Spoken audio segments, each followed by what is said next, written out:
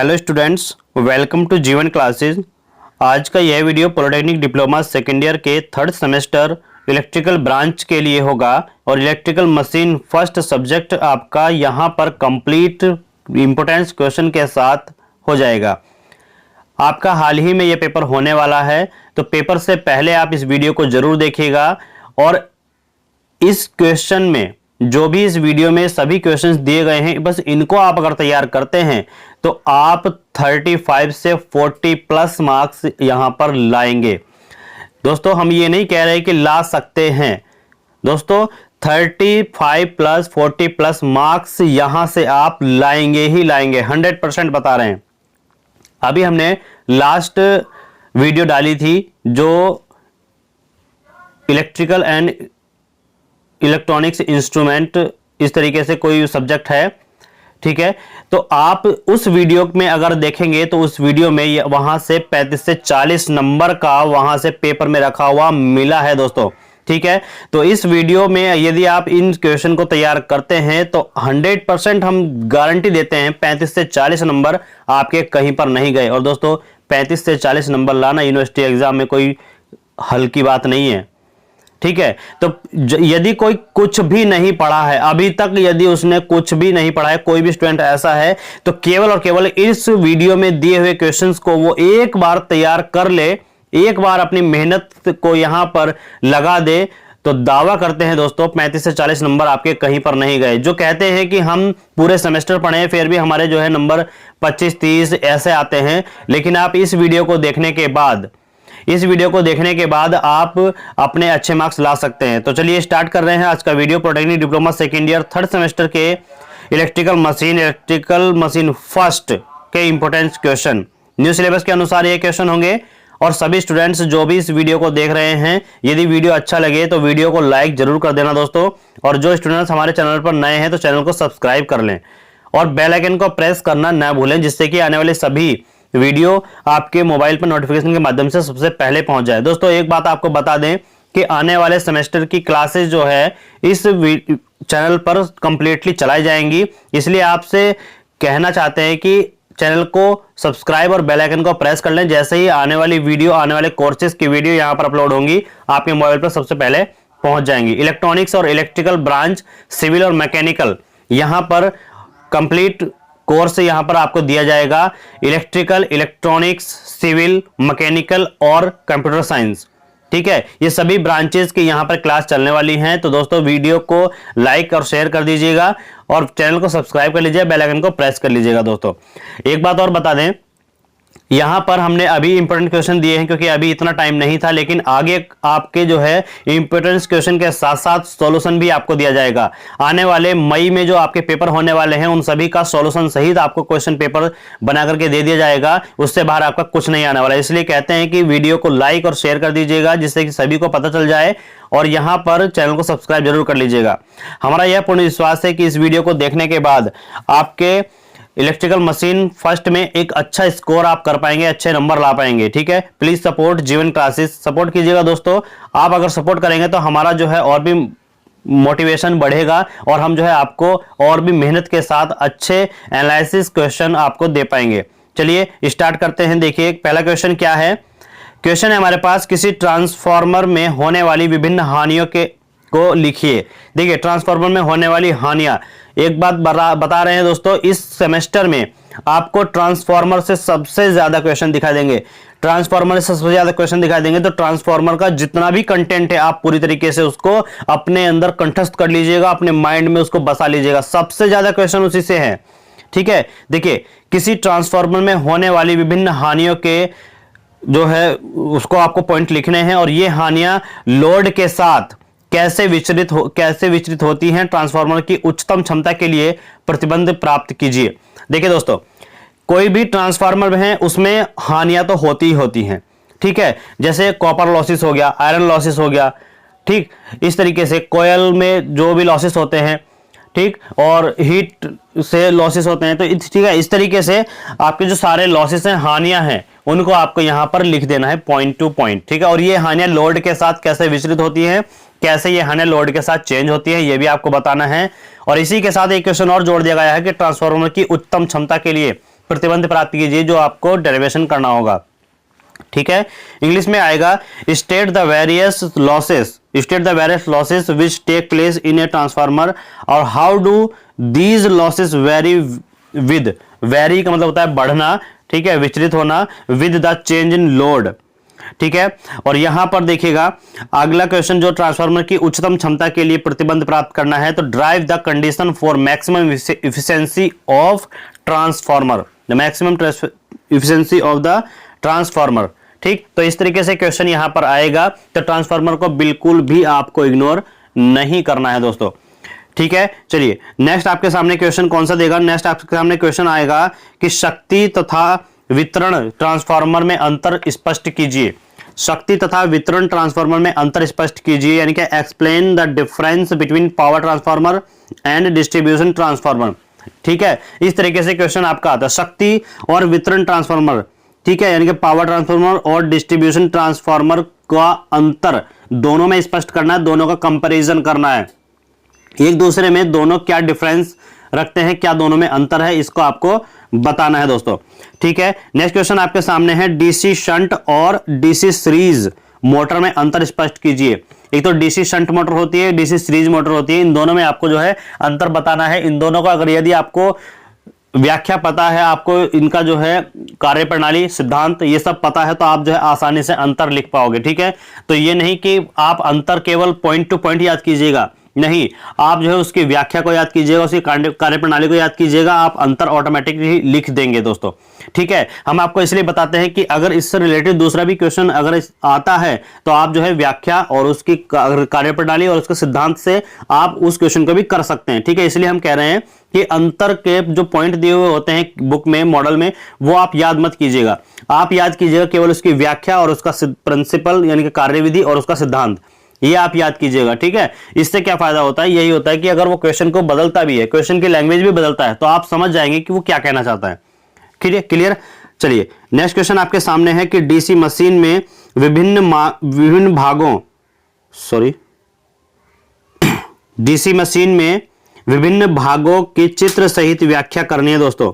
DC machine में विभिन्न भागों की चित्र सहित व्याख्या करनी है। Explain different part of DC machine with diagram. ठीक है, एग्जाम में आपको इस तरीके से करना है कि जो भी आपकी व्याख्या है तो उसकी कार्यप्रणाली और उसका सिद्धांत ये आपको याद होने चाहिए, इसी में आपकी व्याख्या आ जाती है दोस्तों। ठीक है, और इसी से दूसरे क्वेश्चन भी कवर हो जाते हैं। इसलिए हम कह रहे हैं कि जो भी क्वेश्चन है उसका जो है सारांश याद कीजिएगा, उसका सारांश याद कीजिएगा दोस्तों, समरी याद कीजिएगा। अगर आपके समरी याद है तो आप उसमें से कोई भी क्वेश्चन अगर आए तो उसको आप आसानी से कर जाओगे, चाहे वो डिफरेंस आए, चाहे वो उसका प्रिंसिपल सिद्धांत आए, चाहे उसका अनुप्रयोग आए, हानि आए, लाभ आए, कुछ भी, लेकिन अगर आपको उसकी व्याख्या पता है तो आप जो है उसका कोई भी क्वेश्चन कर पाएंगे। लेकिन अगर आपको अंतर के आपने पॉइंट याद कर लिए तो आप ना तो प्रिंसिपल लिख पाओगे, ना उसका कुछ व्याख्या कर पाओगे, ना उसकी कार्यप्रणाली लिख पाओगे। ठीक है, इसलिए कहते हैं कि उसकी समरी याद कीजिएगा, कोई भी क्वेश्चन है उसकी समरी याद कीजिएगा, आप सभी क्वेश्चन को हैंडल कर पाएंगे। चलिए नेक्स्ट क्वेश्चन आपके पास है मोटर और जनरेटर में अंतर स्पष्ट कीजिए। मोटर और जनरेटर में अंतर स्पष्ट करना है दोस्तों। देखिएगा, explain the comparison between the motor and generator. Motor और जनरेटर में आप अंतर बता सकते हैं, क्योंकि मोटर जो है वो बिजली से चलती है और जनरेटर जो है वो जो है तेल से चलता है। एक अंतर हम आपको बता देते हैं कि मोटर जो है इलेक्ट्रिकल पावर को मैकेनिकल पावर में कन्वर्ट करती है, लेकिन जनरेटर क्या करता है, केमिकल पावर को इलेक्ट्रिकल पावर में जनरेट करता है और मैकेनिकल पावर में भी जनरेट करता है। ठीक है, तो इस तरीके से आप जो है आपको पता भी होगा, आपके सामने मोटर चलती है, देखते हो आप चलते हुए, जनरेटर चलता है, जनरेटर तेल से चलता है। ठीक है, आप देखते हुए चलते हुए, यानी कि तेल में क्या होती है, केमिकल पावर होती है। ठीक है, और केमिकल पावर से वो क्या करता है, इलेक्ट्रिकल पावर में जनरेट करता है, इलेक्ट्रिकल पावर को क्या करता है, वो भी मैकेनिकल पावर में जनरेट कर देता है। ठीक है, ऐसे ही मोटर होती है, मोटर क्या होता है, डायरेक्ट इलेक्ट्रिकल पावर को मैकेनिकल पावर में जनरेट कर देती है। ठीक, तो इस तरीके से जो है आप अंतर को लिख सकते हैं। आप ये नहीं कि किताब से रट करके लिखिए दोस्तों, किताब से रट करके आपको कुछ नहीं मिलेगा। यदि आपके माइंड में बस गया, आपके समझ में आ गया, तो आप अपनी लैंग्वेज में लिख सकते हैं और इससे एग्जामिनर ज्यादा अट्रैक्ट होता है। और जब एग्जामिनर को आपने अगर अट्रैक्ट कर दिया तो आप समझो नंबर अच्छे पा गए। ठीक है, तो इसलिए कहते हैं कि कोई भी क्वेश्चन हो उसको समझिएगा और उसको समझने पर आप अपनी लैंग्वेज में लिखिएगा। दोस्तों अब हम यही करने वाले हैं, जो आपके सभी सब्जेक्ट हैं, सभी सब्जेक्ट आपके आने वाले सेशन में हम यहां पर कंप्लीटली चलाएंगे। ठीक है, कोई किताबी लैंग्वेज नहीं, कोई कुछ नहीं, केवल आपको समझाना है। आपके माइंड में हम इस तरीके से इसको बसा देंगे, देखना कि जो हमारा स्टाफ है उसको आप देखिएगा किस तरीके से वो पढ़ाते हैं।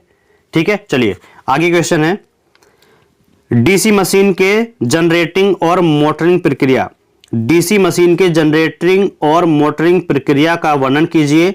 मोटरिंग तथा जनरेटिंग प्रक्रिया के दिक् परिवर्तक के कार्य की व्याख्या कीजिए। ठीक है, डीसी मशीन के जनरेटिंग तथा मोटरिंग प्रक्रिया का वर्णन करना है आपको, और मोटरिंग तथा जनरेटिंग प्रक्रिया के दिक् परिवर्तक के कार्य को व्याख्या करनी है। ठीक है, ये तो हो गया हिंदी वालों के लिए। इंग्लिश में क्या आएगा, discuss the generating and motoring actions in DC machines, और फिर बाद में है explain the functions of commutator in motoring and generating actions. ठीक है, तो ये क्वेश्चन जो है काफी ज्यादा इंपॉर्टेंट है और थोड़ा सा आपको लेंथी लग रहा होगा, लेकिन जब आप इसको पढ़ोगे बुक में जाकर के तो ये लेंथी नहीं है दोस्तों, लेंथी नहीं है।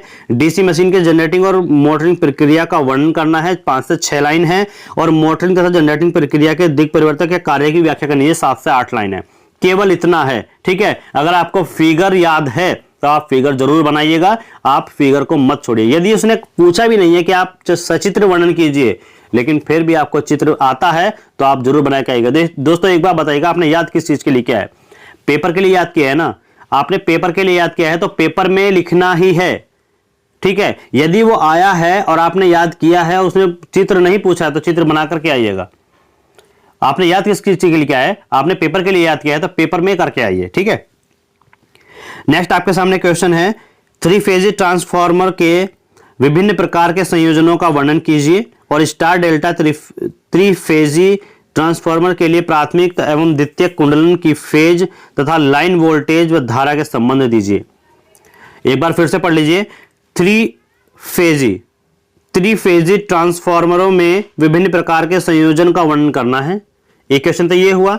दूसरा क्वेश्चन इसी में ऐड किया है कि स्टार और डेल्टा 3 फेज ट्रांसफार्मर का चित्र आपने देखा होगा, पढ़ा होगा।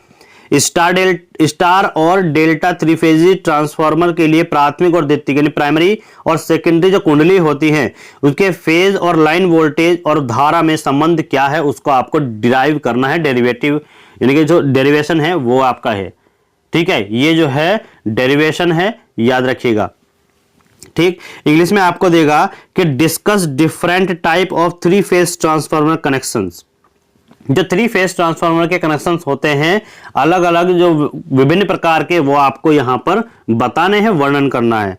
और आगे दूसरा क्वेश्चन यहां पे ऐड हुआ है कि give the relationship between phase and line voltage and current. देखिए, phase, line voltage and current, इन तीनों में आपको जो है रिलेशन बताना है। बिटवीन किसके बीच में? प्राइमरी और secondary sides of star delta transformer. ठीक है, तो इसको आप जो है देख लीजिएगा, इंपॉर्टेंट क्वेश्चन है। नेक्स्ट क्वेश्चन आपका बनता है, फिर से ट्रांसफार्मर से क्वेश्चन बना है, ट्रांसफार्मर के कार्य सिद्धांत का वर्णन कीजिए। ट्रांसफार्मर के कार्य सिद्धांत का वर्णन कीजिए और स्पष्ट कीजिए कि प्राथमिक एवं द्वितीयक कुंडलन के प्रतिवर्तन में विद्युत वाहक बल का समान होता है। विद्युत वाहक बल जो है वो समान होता है, ये आपको यहां पर स्पष्ट करना है, सिद्ध करना है। तो इंग्लिश में आपको देगा discuss the working principle of transformer और so that the EMF induced per turn in primary as well as secondary winding is same. ये आपको शो करना है दोस्तों। ठीक है, एक क्वेश्चन हो गया आपका, discuss the working principle of transformer, यानी कि ट्रांसफार्मर के कार्य सिद्धांत का वर्णन कीजिए। ट्रांसफार्मर कैसे काम करता है, कैसे वह चलता है, एक दो उसका लाभ लिख दीजिए, हानि भी उसकी जरूर लिखिएगा। ठीक है, इस तरीके से क्वेश्चन आपको यह करना है। नेक्स्ट क्वेश्चन है आपके पास, कम्युनिकेशन में सुधार के लिए उपाय लिखिए। कम्युनिकेशन में सुधार के लिए उपाय लिखिए। Explain the different methods of improve communication. ठीक है, तो ये आपको क्वेश्चन देखने को मिल जाएगा, आप इसको भी देख लीजिएगा। ठीक है, फिर से देखिएगा, फिर से ट्रांसफार्मर से क्वेश्चन है। ट्रांसफार्मर आपका काफी ज्यादा इंपॉर्टेंट है इस इलेक्ट्रिकल मशीन में, क्योंकि इलेक्ट्रिकल मशीन वहीं से सभी का जो है स्टार्टअप होता है। ट्रांसफार्मर हर मशीन में होता है दोस्तों। ठीक है, तो ट्रांसफार्मर के बारे में आपको जानना बहुत जरूरी है, यही मेन है। 3 फेज ट्रांसफार्मरों में समांतर क्रम संयोजन के लिए अनिवार्य शर्तों की व्याख्या कीजिए। जो ट्रांसफॉर्मर है उसमें समांतर क्रम संयोजन के लिए अनिवार्य शर्तें क्या क्या हैं और कब वह समांतर क्रम में होगा वह आपको बताना है। State that essentials conditions of parallel operations of 3 phase transformer, ये आपको बताना है दोस्तों। ठीक है, नेक्स्ट क्वेश्चन आपके पास है, देखिएगा नेक्स्ट क्वेश्चन आप जरूर देख के जाइएगा। विद्युत चुंबकीय प्रेरित ईएमएफ, ईएमएफ होता है इलेक्ट्रोमोटिव फोर्स, इसकी आपको व्याख्या करनी है। विद्युत चुंबकीय प्रेरित ईएमएफ की व्याख्या करनी है। दूसरा क्वेश्चन यहां से ऐड हुआ है कि डीसी मोटर तथा जनरेटर के लिए शक्ति प्रवाह आरेख खींचिए। देखिएगा हर क्वेश्चन में डबल क्वेश्चन है, इसका मतलब यह है कि क्वेश्चन ज्यादा लेंथी नहीं है। ठीक है, 5 नंबर में क्वेश्चन है तो बताइएगा कि 2 क्वेश्चन आपको दिया गया है, इसका मतलब यह है कि एक क्वेश्चन 2 नंबर का, दूसरा क्वेश्चन 3 नंबर का होगा। तो इसका मतलब यह है कि 2 क्वेश्चन तो दिए गए हैं लेकिन ज्यादा लेंथी नहीं है, ज्यादा लेंथी आपको नहीं लिखना है। 5 नंबर है तो कम से कम भी तो आप 3 पेज 4 पेज भर दीजिए। 3 पेज आप जरूर भरिएगा, 3 पेज आपको भरना ही भरना है तो आपको 5 नंबर मिल जाएंगे। और फिगर अगर आपने बना दिया तो अगर आपने फिगर बना दिया तो आप 2.5-3 पेज भी भरते हैं तो तब भी आपको 5 नंबर पूरे मिल जाएंगे। ठीक है, तो यहीं से आप अंदाजा लगाइएगा कि 2 क्वेश्चन एक साथ दे रहा है, हर क्वेश्चन में 2 क्वेश्चन जोड़े हुए हैं, तो समझ जाइएगा कि क्वेश्चन ज्यादा लेंथी नहीं है। बस आपको जो है याद होने चाहिए तो आप अपनी लैंग्वेज में उसको समझा सकते हैं, बस एक बार समझा दीजिएगा आपका काम हो गया। नेक्स्ट आपके सामने क्वेश्चन है, देखिएगा विद्युत चुंबकीय प्रेरित ईएमएफ की व्याख्या कीजिए और डीसी मोटर तथा जनरेटर के लिए शक्ति प्रवाह आरेख खींचिए। Explain the electromagnetically induced EMF और draw the power flow diagram, draw the power flow diagram for DC motor and generator. Clear है? चलिए नेक्स्ट क्वेश्चन आपको देगा, देखिए एक फेजी, ठीक है, ये एक न्यूमेरिकल है, न्यूमेरिकल आपको 100% आने वाला है। ठीक है, और याद रखिएगा ट्रांसफॉर्मर पे आपका न्यूमेरिकल आएगा या फिर स्टार डेल्टा पे आएगा, या तो आपका ट्रांसफॉर्मर पे आएगा या आपका स्टार डेल्टा पे आएगा। ठीक, तो इस पे आप ध्यान रखिएगा, इसके न्यूमेरिकल को आप सॉल्व कीजिए, 2-3 न्यूमेरिकल आप सॉल्व करके जाइएगा, उसी आधार पर आपके जो है न्यूमेरिकल मिल जाएगा। तो एक न्यूमेरिकल हम आपको बता रहे हैं कि इस तरीके से है, ये काफी ज्यादा इंपॉर्टेंट है इसलिए हमने रखा। एक फेजी 100 किलोवोल्ट एम्पियर, 50 हर्ट्ज ट्रांसफार्मर की लौह हानियां 2.5 किलोवाट तथा पूर्ण लोड पर ताम्र हानियां जो है उसकी 3 किलोवाट है। इसकी दक्षता 75 किलोवोल्ट एम्पियर 0.8 पश्चगामी शक्ति गुणक लोड पर प्राप्त कीजिए या फिर ज्ञात कीजिए। ठीक है, इंग्लिश में आपको देगा 100 kilovolt ampere 50 hertz one phase transformer has iron losses 2.5 kilowatt and copper losses at full load 3 kilowatt. Calculate the efficiency of 75 kilowatt ampere 0.8 lagging PF load. ठीक है, तो इस तरीके से आपको ये न्यूमेरिकल देगा। आपको डिजिट बदल सकता है, मैंने आपको हर वीडियो में बताया है, हर इंपॉर्टेंट क्वेश्चन में बताया कि डिजिट बदलिए। ठीक है, डिजिट बदल करके आप अपने आप से एक बार सही तरीके से क्वेश्चन कीजिएगा, बुक में देख के क्वेश्चन कीजिएगा। ठीक है, और पिछले जो वीडियो थी उसमें जो पेपर था उसमें से आपको 2 क्वेश्चन फंसे थे जो न्यूमेरिकल थे, और मैंने बताया था कि 2 क्वेश्चन जो है 1 से 2 क्वेश्चन आता ही आता है। तो न्यूमेरिकल में आपका यहां भी 1 से 2 क्वेश्चन, 1 या 2 3 क्वेश्चन तो नहीं आएगा, 2 क्वेश्चन तक ही आएगा। ठीक है, मैक्सिमम 2 और मिनिमम 1 तो आना ही आना है। आप डिजिट बदल कर कीजिएगा, जो भी आपके बुक में हमने बताए हैं क्वेश्चन के स्टार डेल्टा और ट्रांसफार्मर पे आप न्यूमेरिकल को सॉल्व करके जाइएगा। ठीक है, उनके फॉर्मूला को याद करके जाइएगा। पिछली वीडियो में भी हमने बताया था कि 2 न्यूमेरिकल तक आएंगे तो 2 न्यूमेरिकल आपको जो है डिजिट बदल करके दिए, लेकिन कहना वही चाहता था जो हमने बताया था। ठीक है, वो जो है आपको कहना वही चाहता, पूछ वही रहा था, लेकिन वो जो उसने थोड़ी लैंग्वेज चेंज की और क्या किया, उसके जो है डिजिट को चेंज कर दिया। ठीक, तो इसलिए जो है बच्चे वहां पर कंफ्यूज हो जाते हैं। हम पहले ही बता रहे हैं, हर वीडियो में बताते हैं दोस्तों कि वीडियो में जो भी क्वेश्चन है उसी आधार पर क्वेश्चन पूछता है। ये यूनिवर्सिटी का मेथड है, इसलिए हम इन क्वेश्चन को रखते हैं। इन्हीं मेथड पर क्वेश्चन पूछेगा, लेकिन आपको क्या कर देगा, लैंग्वेज चेंज कर देगा। वही है कि मंजिल तो वही है लेकिन रास्ता चेंज कर दिया तो इंसान भटक जाता है। यही इसमें ये करते हैं, यूनिवर्सिटी वाले यही करते हैं। कहां से लाएंगे न्यू मेथड, आप लोग बताइएगा, कहां से ये न्यू मेथड लाएंगे? वही पुराना मेथड होता है, केवल उसकी लैंग्वेज चेंज कर देते हैं। ठीक है, कहने का मतलब यही है, मंजिल वही है लेकिन रास्ता चेंज कर दिया, और वहीं पर आधे जो होते हैं वहीं पे छट जाते हैं, वहीं पर भटक जाते हैं, कहते हैं कि नहीं ये तो हो ही नहीं रहा, लेकिन वो जो है रास्ता चलते नहीं है, छोड़ देते हैं। उसी में ये है कि उसकी लैंग्वेज को समझते नहीं है, पूछ वही रहा है, मंजिल वही है, मेथड वही है, लेकिन आप लैंग्वेज को नहीं समझ पा रहे हैं।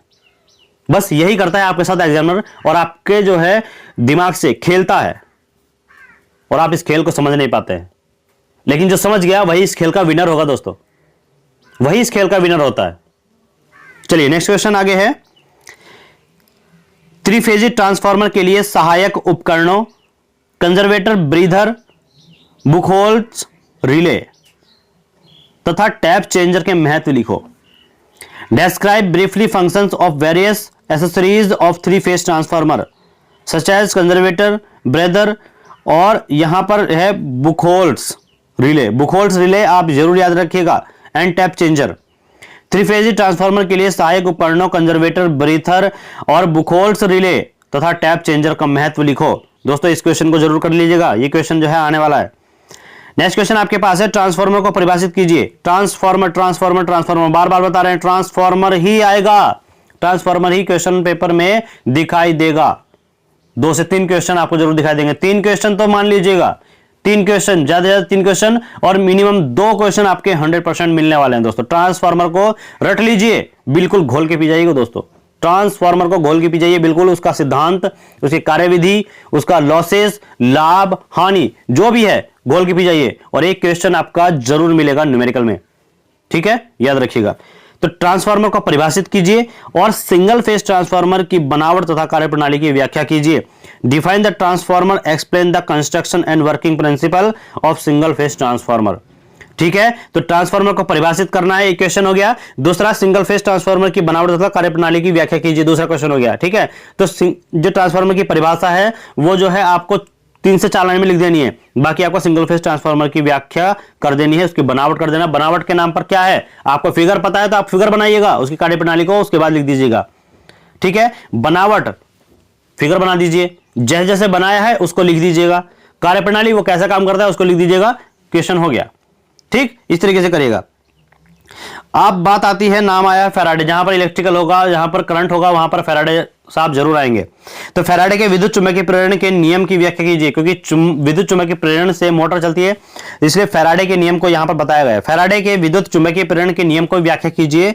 State and explain Faraday law of electromagnetic induction principal.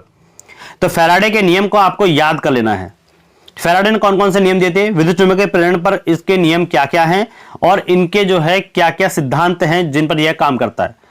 ठीक, इसको याद कर लीजिएगा। अब देखिए, फिर से ट्रांसफार्मर दोस्तों, और अगला क्वेश्चन भी ट्रांसफार्मर ही है। ठीक है, पूरे सब्जेक्ट में आपका ट्रांसफार्मर हर किसी ना किसी टॉपिक में आपका दिया हुआ है, ट्रांसफार्मर से रिलेटेड है, क्योंकि बिना ट्रांसफार्मर के मशीन कहां चलती है दोस्तों। इलेक्ट्रिकल मशीन है तो इलेक्ट्रिकल मशीन में ट्रांसफार्मर 100% होगा और वहीं पर उसका जिक्र आ जाता है। ठीक है, तो बात आती है क्वेश्चन की, तो ऑटो ट्रांसफार्मर को परिभाषित करना है। ये क्वेश्चन यहां पर ये खत्म हुआ। ऑटो ट्रांसफार्मर की परिभाषा दीजिए। ठीक, उसी में नेक्स्ट क्वेश्चन जोड़ दिया उसने, ऑटो ट्रांसफार्मर को और साधारण ट्रांसफार्मर। ऑटो ट्रांसफार्मर और साधारण ट्रांसफार्मर में अंतर स्पष्ट कीजिए दोस्तों। ऑटो ट्रांसफार्मर यानी कि ऑटोमेटिक, और साधारण ट्रांसफार्मर जो नॉर्मल ट्रांसफार्मर होते हैं उनका अंतर ज्ञात करना है। ठीक है, तो ऑटो ट्रांसफार्मर के जो व्याख्या है, जो कार्य सिद्धांत है, जो उसकी कार्य प्रणाली है, उसका अगर आपने याद कर लिया तो उससे आपका यह फायदा होगा कि परिभाषा तो याद हो गई, तो ऑटो ट्रांसफार्मर की व्याख्या भी स्पष्ट हो गई आपकी। साधारण ट्रांसफार्मर का जो आप व्याख्या याद करोगे वही आप टेक दीजिएगा, दोनों में अंतर स्पष्ट हो जाएगा। ठीक है, पॉइंट बना करके इसे लिखते हैं कि जैसे कि आपको दिखाई दे कि स्पष्ट रूप से अंतर को स्पष्ट किया है। ठीक है, यदि आप पॉइंट बना करके भी नहीं लिखोगे तब भी आप जो है उसमें बता सकते हो जो उसकी व्याख्या है, व्याख्या लिख दीजिएगा, दोनों की अंतर स्पष्ट हो गया। ठीक है, यदि आप पॉइंट बना सकते हो तो पॉइंट बना बना के लिख दीजिएगा। ठीक है, तो ऑटो ट्रांसफार्मर को परिभाषित कीजिए और ऑटो ट्रांसफार्मर और साधारण ट्रांसफार्मर में अंतर स्पष्ट कीजिए। Define auto transformer, give the comparison between auto transformer and ordinary transformer. Define auto transformer, given the comparison between auto transformer and ordinary transformer. ठीक है, याद रखिएगा इस क्वेश्चन को। नेक्स्ट क्वेश्चन है, कोर और सेल टाइप ट्रांसफार्मर में अंतर स्पष्ट कीजिए। कोर और सेल टाइप ट्रांसफार्मर में अंतर स्पष्ट कीजिए, ये क्वेश्चन आपको जरूर याद कर लेना है। Explain the difference between core type and cell type transformer. Next question आपके साथ आता है, डीसी मोटर की बनावट तथा कार्यप्रणाली की व्याख्या कीजिए। देखिए, डीसी मोटर का प्रिंसिपल, डीसी मोटर की कार्यविधि, डीसी मोटर का कार्यप्रणाली, डीसी मोटर के लाभ, हानि और कैसे यह है जो है विद्युत को जो मतलब यह है कितनी खपत करती है, कितनी स्पीड होती है, इस तरीके से आप जो है इसको जरूर याद करें क्योंकि इस पर न्यूमेरिकल भी बन सकता है। चांसेस है न्यूमेरिकल बनने के, ठीक है। तो explain construction and working principle of DC motor, explain construction and working of DC motor, याद कर लीजिए। नेक्स्ट क्वेश्चन है दिष्ट धारा मोटर की गति किन कारकों पर निर्भर करती है। दिष्ट धारा जो होती है उसकी मोटर की गति किन कारकों पर निर्भर करती है, एक क्वेश्चन तो ये हुआ। दूसरा क्वेश्चन इसने जोड़ दिया, दिष्ट धारा शंट तथा श्रेणी मोटरों की गति नियंत्रण विधियों का वर्णन कीजिए, कैसे उसकी गति को नियंत्रण किया जा सकता है, उनकी क्या क्या विधि है उसका आपको वर्णन कर देना है, ठीक है। तो what are the factors on which speed of DC motor depends, ठीक। What are the factors on which DC motor speed depends, discuss the methods of speed control of DC motor, shunt और series motor, ठीक है। DC motor कौन सी, shunt और series motor की speed कैसे control की जाए, उनकी विधि का आपको वर्णन करना है, ठीक है। नेक्स्ट क्वेश्चन आपके सामने है कि प्रेरित विद्युत वाहक बल, विरोधी विद्युत वाहक बल। एक तो प्रेरित विद्युत वाहक बल होता है जिसे बोलते हैं इंड्यूस्ड ईएमएफ, दूसरा होता है विरोधी विद्युत वाहक बल जिसे बोलते हैं बैक ईएमएफ, और तीसरा है टर्मिनल वोल्टेज। इनमें आपको अंतर ज्ञात कर देना है। अंतर अगर आप जो है बिना पॉइंट वाइज लिख दोगे तो आपका वही वर्णन हो जाएगा, ठीक है। इनके बारे में आप लिख दीजिएगा, व्याख्या कर दीजिएगा, वही आपका जो है वर्णन हो जाएगा। प्रेरित विद्युत वाहक बल, विरोधी विद्युत वाहक बल और टर्मिनल वोल्टेज, हेडिंग डालिएगा तीनों जो है अलग अलग करके। पहले विद्युत वाहक बल के बारे में लिख दो, विद्युत वाहक, फिर विरोधी विद्युत वाहक बल के बारे में लिख देना। प्रेरित विद्युत वाहक बल पहला हो गया, दूसरा हो गया विरोधी विद्युत वाहक बल, तीसरा हो गया टर्मिनल वोल्टेज। इन तीनों के बारे में यदि आप एक एक पैराग्राफ 4-4, 5-5 लाइन का लिख दोगे तो ये क्वेश्चन आपका कंप्लीट हो जाएगा, ठीक है। कहां तक, यहां तक ये क्वेश्चन कंप्लीट हो गया। अब आगे है दिष्ट धारा, यदि दिष्ट धारा मोटर को सप्लाई से सीधे जोड़े तो क्या होगा, ठीक है। यानी कि क्या होगा यदि दिष्ट धारा मोटर को सीधे सप्लाई से जोड़ दें, ठीक है। तो क्या होगा, इसके आपको जो है हानि लाभ लिख देने हैं, ठीक। तो explain induced EMF, back EMF and terminal voltage, what will happen if a DC motor is directly switched on to supply, clear. चलिए नेक्स्ट क्वेश्चन है वर्णन कीजिए दिष्ट धारा मशीनों के लिए सामान्य प्रकार के आर्मेचर कुंडलन तथा इनके गुण एवं दोष। दिष्ट धारा मशीनों के लिए सामान्य प्रकार के आर्मेचर कुंडलन तथा इनके गुण एवं दोष बताइएगा, ठीक है। देखिएगा एक ही उसमें कितनी सारी चीज पूछ ली है, तो इसका मतलब यह है कि जो इन्हें अलग अलग चीज पूछी गई है, क्या क्या, देखिए सामान्य प्रकार पूछे गए हैं मशीनों के लिए, और उनके कुंडलन के, आर्मेचर के, और मशीनों के गुण और दोष भी पूछे गए हैं। तो ये जो है 4-4, 5-5 पॉइंट लिख दीजिएगा, आपका ये कंप्लीट हो जाएगा। नेक्स्ट इसी में दिया हुआ है दिष्ट धारा मशीनों की रेटिंग तथा विशिष्टताएं बताइए। तो देखिए रेटिंग तथा विशिष्टताएं भी आपको बतानी है, वर्णन करना है। तो इसमें दिया गया है कि डिस्कस, फर्स्ट है ordinary type of armature winding, theirs merits and demerits. दूसरा दिया गया है ratings and specifications of DC machines, ठीक है। तो इन क्वेश्चन को आप कर दीजिएगा। दोस्तों बेस्ट ऑफ लक, आपका एग्जाम अच्छा हो, हम यही आशा करते हैं। अभी तक की जो भी वीडियो हमने क्वेश्चन पेपर की डाली है, ठीक है, एक भी क्वेश्चन पेपर जो है उससे बाहर नहीं गया है। एक दो क्वेश्चन बाहर चला जाता है, उससे कोई भी नहीं है। देखिए पूरा का पूरा पेपर तो हम भी नहीं दे पाएंगे, ठीक है। बस हम जो है यहां पर देखिएगा पेपर सेट कैसे होता है। पेपर सेट ऐसे होता है कि जो भी हमारी फैकल्टी है, जो भी हमारा स्टाफ है, उसके साथ बैठ करके मीटिंग होती है, डिस्कशन होता है, और कैसे जो भी एग्जामिनर है आपका कहां तक सोच सकता है, किस तरीके से सोच सकता है, उस आधार पे हम जो है यहां पर क्वेश्चन जो है सेलेक्ट होते हैं। तो दोस्तों इस वीडियो को देखने के बाद और क्वेश्चन को एक बार आप जरूर याद कर लीजिएगा, और इस वीडियो को देखने के बाद आप अपना रिएक्शन दीजिएगा। पेपर देने के बाद आप कमेंट कीजिएगा। बस आपसे यही उम्मीद है, हम आपके कमेंट देख करके आपके कमेंट जो देखते हैं बहुत अच्छा लगता है, ठीक है। क्योंकि हमने जो आपके साथ मेहनत की है और आप जो हमारे साथ जुड़े हुए हैं, हमारे साथ मेहनत कर रहे हैं, उसके लिए आपका बहुत बहुत धन्यवाद। हम आपके साथ मेहनत करते रहेंगे, आपको आगे बढ़ाते रहेंगे। बस आप सपोर्ट कीजिएगा और वीडियो को शेयर कर दीजिएगा, चैनल को सब्सक्राइब कराइएगा स्टूडेंट्स, ठीक है। हमारी यूट्यूब फैमिली, हम सभी जो है इस फैमिली के मेंबर हैं, और हमें इस फैमिली को बढ़ाना है, आगे तक ले जाना है, अपने मुकाम तक पहुंचना है। तो दोस्तों हम आपके साथ हैं, आप हमारे साथ हैं, बस इतना ही साथ बहुत है। हम मेहनत करते रहेंगे, आप हमारे साथ मेहनत करते रहिएगा। Thank you, thanks for watching. मिलते हैं नेक्स्ट वीडियो में, तब तक के लिए आप इन क्वेश्चन को तैयार कीजिएगा। बेस्ट ऑफ लक, आपका एग्जाम अच्छा हो।